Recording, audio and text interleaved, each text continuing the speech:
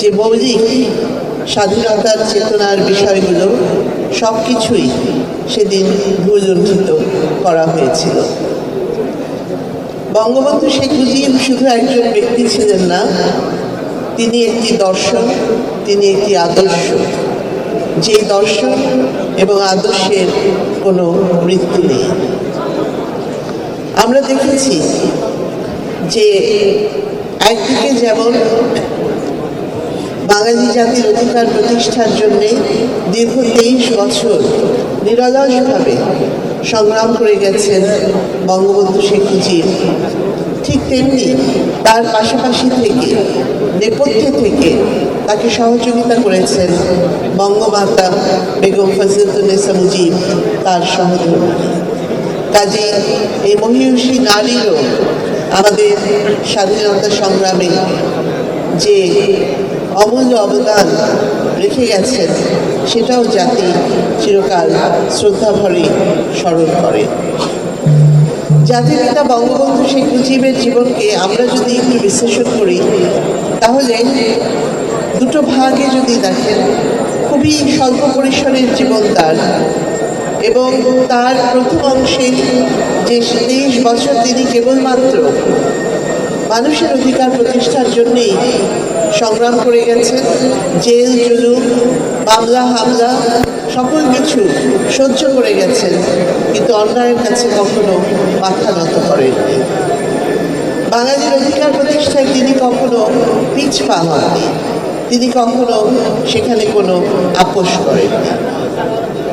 তার ঐতিহাসিক 7ই মার্চের ভাষণ, সেখানে আমরা দেখেছি তিনি বলছেন যে আমি প্রধানমন্ত্রিত্ব চাই না, আমি বাংলার মানুষের স্বাধীনতা চাই। তার ব্যক্তিগত জীবনে কোনো চাওয়া পাওয়া ছিল না। তিনি ছিলেন নির্লোভ নির্মোহ এক মানুষ, যিনি কেবলমাত্র দেশ, জাতি এবং মানুষের কল্যাণে কাজ করে গেছেন। দুঃখী মানুষের মুখে হাসি ফোটানোই ছিল তার জীবনের মূল আদর্শ।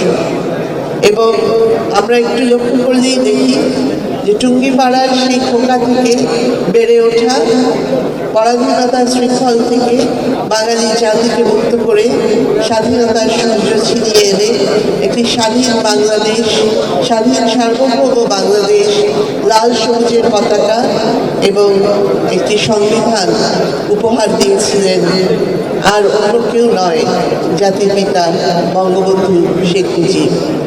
আর তার সেই বেড়ে ওঠা, খোকার জীবন থেকে বেড়ে ওঠার অনেক উদাহরণ রয়েছে, যেখানে দেখবেন যে সেই শিশু বয়স থেকে তিনি মানুষের প্রতি কতটা দরদি একজন মানুষ ছিলেন। একটা শিশুকাল থেকেই তার পরিচয় আমরা পেয়েছি এবং পরবর্তী জীবনেও তাই।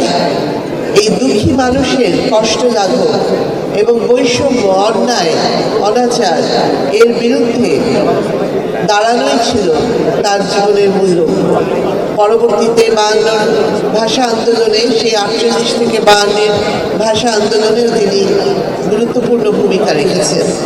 তাকে তখন গ্রেপ্তার করে কারাগারে রাখা হয়েছিল এবং কারাগারে অন্তরীণ থাকার সময়ই 52 এই ভাষা আন্দোলনের পর যখন তাকে মুক্ত করা হয়, তখন তার শারীরিক অবস্থা খুবই দুর্বল হয়ে গিয়েছিল, কেননা তিনি সেই জেলের ভিতরেই তখন অনশন করেছিলেন এবং সেই অনশন করে প্রায় মৃত্যুমুখে পতিত হচ্ছিলেন, এমনই একটি পরিস্থিতি হয়েছিল।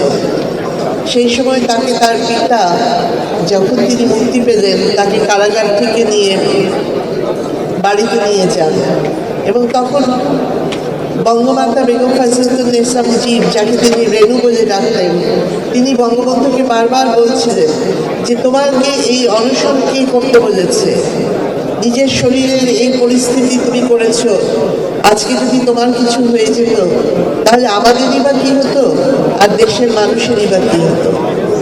বঙ্গবন্ধু শুধু এটুকুই জবাবে বলেছিলেন যে আমার কোনো উপায় ছিল না। এই যে একজন মানুষ, সমগ্র জাতির দায়িত্ব তিনি নিজে নিয়েছেন এবং যা তার করা সঠিক মনে হয়েছে, নিজের জীবনের ঝুঁকি নিয়েও তিনি সেটা করেছেন। এবং বলেছেন যে তার আর কোনো উপায় ছিল না। এখান থেকে আমরা তার সেই ব্যক্তিত্বের পরিচয় পাই এবং তারপরে 6 দফা, 69-এর গণ অভ্যুত্থান, 71-এর স্বাধীনতা যুদ্ধ, 71-এর সেই 25শে মার্চের কাল রাত্রিতে বঙ্গবন্ধুকে 32 নম্বর ধানমন্ডির বাড়ি থেকে গ্রেপ্তার করা হয়। তিনি চাইলে ওখান থেকে আগেই সরে যেতে পারতেন, কিন্তু তিনি তো তা করেননি। তিনি 25শে মার্চ 32 নম্বরের সেই বাড়িতেই অবস্থান করেছেন এবং সেখান থেকেই তাকে পাক বাহিনী গ্রেফতার করে সেদিন নিয়ে গিয়েছিল এবং দীর্ঘদিন জানা যায়নি যে তাকে কোথায় নিয়ে যাওয়া হয়েছে। এরকম অসংখ্য উদাহরণ রয়েছে তার সাহসিকতা, অদম্য সাহস। আইয়ুব শাহী, ইয়াহিয়া শাহীর রক্তচক্ষু তাকে কখনো দমাতে এমন কুসন্তান বললাম দেশের জন্য এখন পরামর্শ যে আপনি দেশ ছেড়ে চলে যান, এই অবস্থা হলো আমার। মনে করি না আমার এই অবস্থা হয়ে গেছে যে আমি দেশেরই সন্তান, এই দেশেই থাকবো, দেশের জন্য যে কাজ করি সেটাই করব, এটা যতদিন আমি বেঁচে আছি সেটাই করে যাব। আমাকে বিভিন্ন দেশ থেকে আহ্বান জানাই, আমি কেন ওখানে দেশে থাকছেন। আজকেও একটা নতুন দেশ থেকে আহ্বান পেলাম, বলে আমরা সব ব্যবস্থা করে দেবো। এটা আর একটা নতুন দেশ যোগ হলো আছি। কিন্তু আপনি বাংলাদেশেই থাকতে চান এবং আমাদের কাছে যেটি মানে আমরা সাংবাদিক হিসেবে আপনাকে প্রশ্ন করতেই হয়, আপনি দেখেছেন যে আপনার প্রতিষ্ঠিত গ্রামীণ ব্যাংকের একটি সংবাদ সম্মেলন হয়েছে, সেই গ্রামীণ ব্যাংকের সংবাদ সম্মেলন থেকে আপনার বিরুদ্ধে যে অভিযোগ করা হয়েছে সেই অভিযোগ মানি লন্ডারিং এর। সেই অভিযোগের ক্ষেত্রে বলা হয়েছে আমি সবচেয়ে ডাকু বাংলাদেশে সবচেয়ে বড় ডাকাত এদেশে, কাজে সেই হিসাবে সবাইকে জানান দেওয়া হচ্ছে, সেই হিসাবে আমি পরিচিত হয়েছে।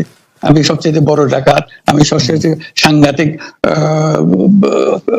মানুষ যে দেশের সর্বনাশ করে যাচ্ছি, সেভাবে পরিচিত হয়েছে।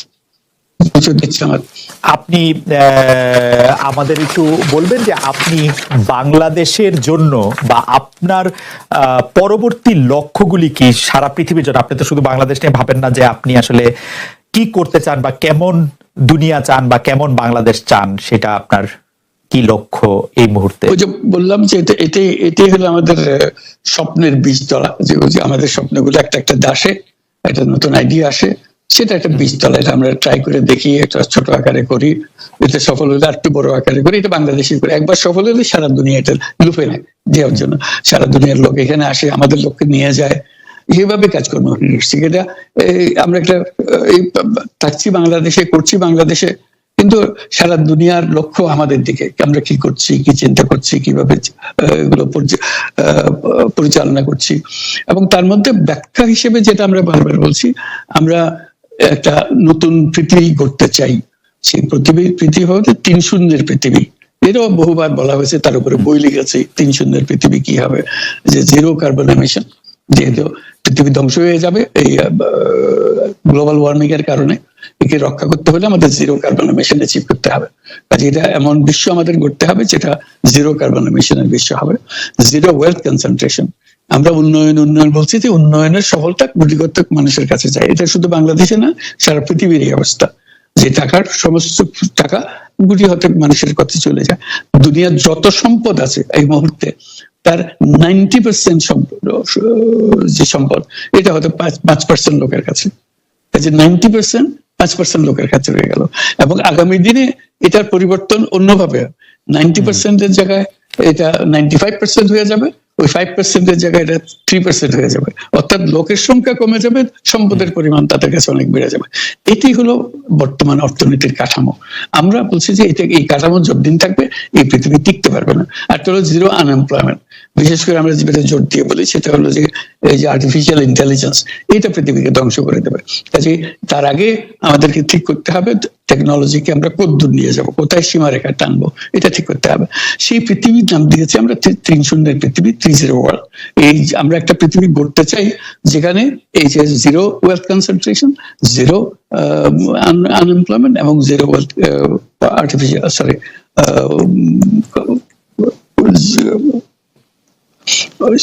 গ্লোবাল ওয়ার্মিং 0 হবে। এটাই এই 3টা জিরোর মধ্যে আমরা থাকবো। তো সেটা আবার বিভিন্ন দেশে এটা পর্যালোচনা বৈঠক হচ্ছে, বিভিন্ন বিশ্ববিদ্যালয়ে সেটা নিয়ে আলোচনা হচ্ছে, আমাদেরকে আমন্ত্রণ জানাচ্ছে, আমরা সেগুলো বিশ্বকে বোঝানোর চেষ্টা করছি। এটার বড় নিয়ামক হবে সোশ্যাল বিজনেস। এই সোশ্যাল বিজনেসের মাধ্যমে এগুলো করা যাবে। সোশ্যাল বিজনেস সঙ্গে আসছে সোশ্যাল বিজনেস, এবং কত জায়গা থেকে কত ভিন্ন ভাবে এগুলো প্রসার করা হবে সেটা আমাদের উপর আমাদের দায়িত্ব হয়। আমরা এগুলো ব্যাখ্যা করি, আমাদেরকে বিভিন্ন বিশ্ববিদ্যালয়ের মারফতে হয়। 107টা বিশ্ববিদ্যালয়ের এখন সোশ্যাল বিজনেস সেন্টার আছে। এটার নাম হলো সাধারণত ইউনুস সোশ্যাল বিজনেস সেন্টার নামে পরিচিত হয়। নিত্য নতুন বিশ্ববিদ্যালয়ের সঙ্গে যুক্ত হচ্ছে। সর্বশেষ যেটা কিছুদিন আগে আমরা পত্রিকায় দিয়েছিলাম যে finance university of Russia, finance university Moscow, তারা বলছে যে আমরা এখানে ইউনুস সোশ্যাল বিজনেস সেন্টার করব এবং আপনাকে একটা দায়িত্ব দিব, একটা ইন্টারন্যাশনাল অ্যাডভাইজারি কমিটি আমাদেরকে বানিয়ে দেবেন এবং আপনি সারাক্ষণ এটা তদারকি করবেন। সেটা এই সপ্তাহের মধ্যে আরেকটা বৈঠক হবে, তাদের সঙ্গে জুম মিটিং হবে, যে তারা অগ্রসর হচ্ছে। অর্থাৎ এটার গতি শুধু সীমাবদ্ধ কোনো বিশেষ ধরনের কাজে না। চায়না এটার একটা অগ্রগামী দেশ, যেটাতে সোশ্যাল বিজনেস নিয়ে তারা বহু পরিমাণ মনোযোগ দিচ্ছে। কাজে এইটা দুনিয়ার ডানে বাঁয়ে উত্তর দক্ষিণে সবার কাছে আছে। কাজে সেটাকে আমরা তুলে ধরছি। এটার আমাদের বড় বক্তব্যটা হলো যে বর্তমান যে কাঠামোর উপরে বিশ্ব পরিচালনা হচ্ছে, সেই কাঠামো, সেই বিশ্ব এটা আত্মঘাতী একটা বিশ্ব। এটা নিজেকে বিলুপ্ত করা ছাড়া এটার কোনো গতি নেই যে পদ্ধতি আমরা এগোচ্ছি। কাজে